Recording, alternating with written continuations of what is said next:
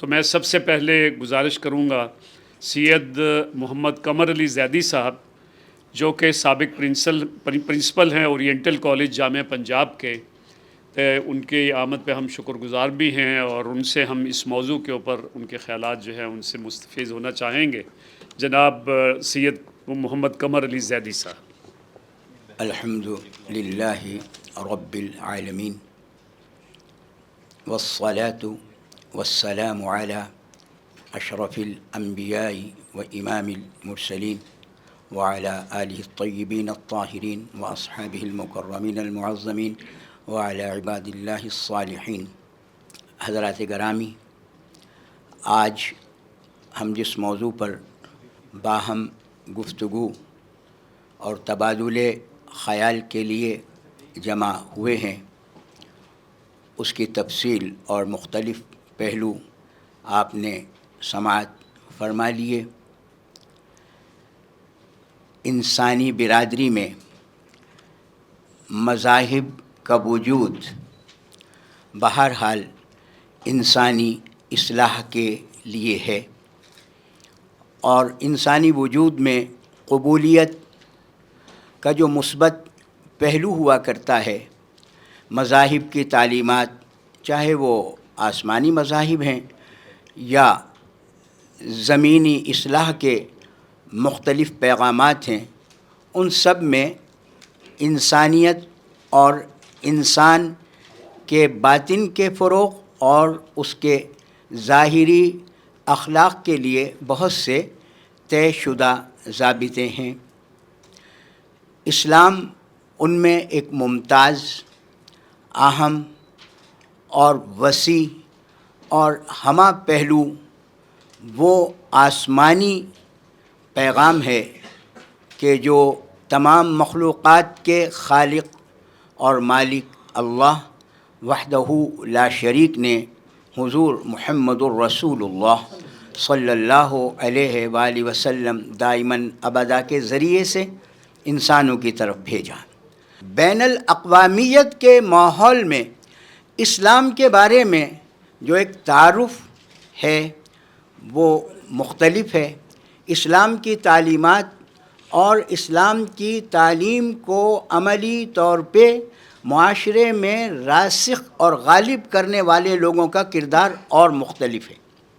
ابھی جیسے جناب پروفیسر صاحب نے بات کی کہ رسول اکرم سید عالم صلی اللہ علیہ وآلہ وسلم نے اپنے عمل مبارک سے ایک انسانی وسعت اور انسانی اخلاقیات میں وسعت کا سبق دیا۔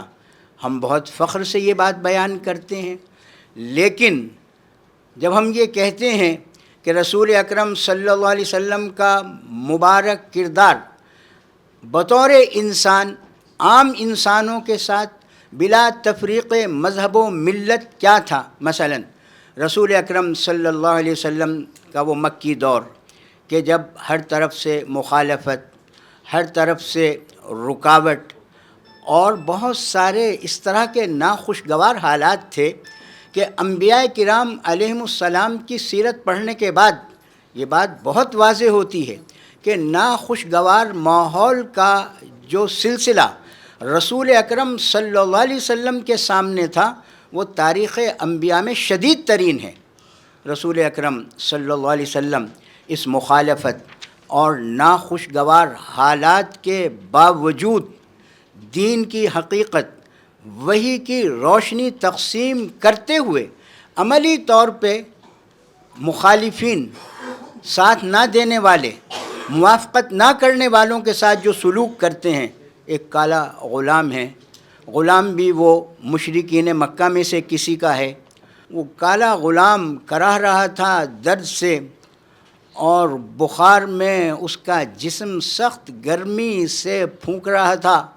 رسول کریم صلی اللہ علیہ وسلم اس کے قریب ہوئے، جا کے اس کا سر دبانا شروع کیا، اسے کچھ ہوش آیا تو وہ کہنے لگا کہ سر دبانے والے، درد تو میرے پاؤں میں ہو رہا ہے اور پورا جسم میرا درد سے کرا رہا ہے، کیا تم میرے پاؤں نہیں دبا سکتے؟ کالا غلام، مشرک، لیکن رسول اکرم صلی اللہ علیہ وآلہ وسلم نے اس مشرک غلام کے پاؤں دبائے تاکہ اسے راحت نصیب ہو اور وہ مصیبت سے چھٹکارا حاصل کرے۔ اب یہ تو ہم مثال دیتے ہیں اور لوگ بھی سنتے ہیں، پھر وہ یہ کہتے ہیں کہ تم لوگ کیسے ہو؟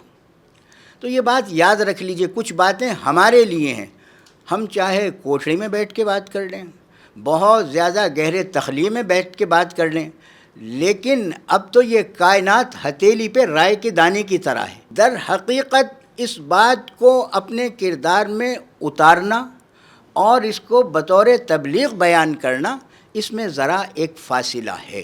اس میں کچھ باتیں وہ ہیں کہ جو ہم لوگ اپنے کردار، اپنے علم سے دوسروں تک نہیں پہنچا سکے، اس میں کوتاہی ہماری اجتماعی ہے۔ بر صغیر میں اسلام آیا، صوفی لے کے آئے۔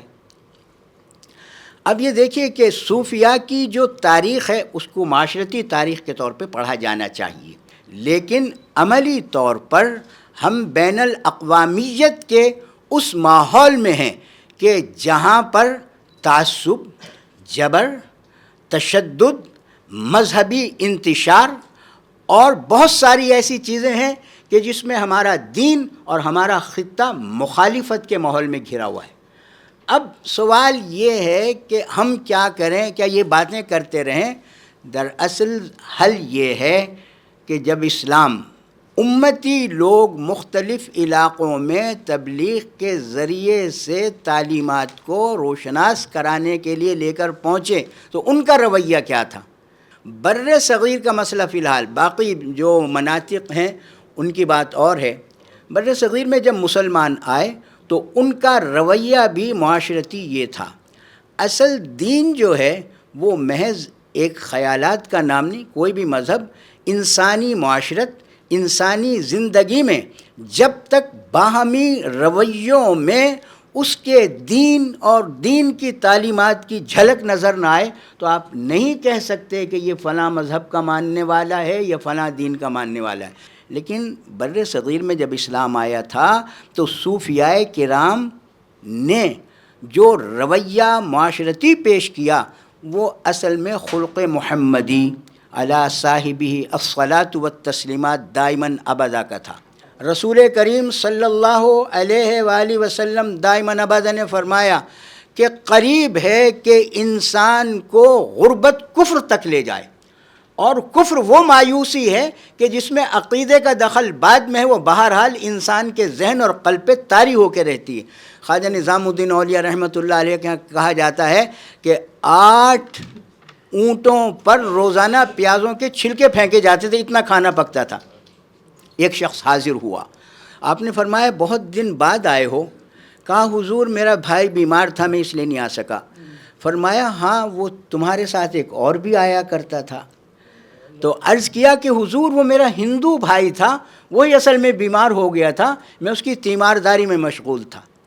تو آپ نے اس سے فرمایا کہ اس کو بھی ساتھ لے کے آیا کرو، اور دیکھو یہاں ضرور آیا کرو، اور وہ تمہارا ہندو بھائی ہے تو تم اس سے بھائی چارہ نہ ترک کرنا۔ تو گھروں میں اختلاف مذہب کو بنیاد تو یہی ہے، سانس نہیں آئے گا، پیٹ نہیں بھرے گا تو مذہب کہاں ہوگا؟ تو انسان کی جو بنیادی ضروریات ہیں مذہب اس کی تکمیل بھی کرتا ہے، اور انسان کی بنیادی ضروریات وہ بغیر تفریق مذہب و ملت کے ہیں۔ تو حضرات گرامی، اسلام یہ دین رحمت ہے۔ پھر جہاں جہاں بھی صوفیاء کرام گئے انہوں نے لوگوں کو اکٹھا کیا۔ ہم جو تقسیم ہوئے ہیں، ابھی یہ جو مرغوب ہمدانی صاحب نے حال ہی کا شکوہ عرض کیا کہ دنیا کو ہم جمع کرنے کے لیے آئے تھے، ہم تفرقہ ہیں۔ ہم تفرقہ یہ ہیں، ہم جتنے بھی بیٹھے ہوئے ہیں لوگ وہ مختلف خیال کے ہیں۔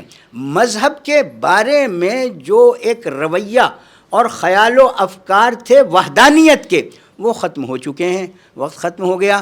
ہمارا جو وحدانیت مسلمانوں کی ہے وہ ہے لا الہ الا اللہ محمد الرسول اللہ صلی اللہ علیہ وسلم. تو کلمے کی حقیقت، توحید و رسالت کی حقیقت زبان سے گزرتے ہوئے ذہن، اور ذہن سے گزرتے ہوئے جب قلب کی حقیقتوں میں اترے گی تو یقیناً ہم خود اسلام کے رحمت للعالمین صلی اللہ علیہ وسلم کے کردار کے حقیقی داعی بننے والے بن جائیں گے، اور صحیح طور پہ اسلام کی حقیقت جو ہمارے اندر اترے گی اور پیش ہوگی، اور یہی کائنات کے مسائل کا واحد حل ہے. بہت شکریہ.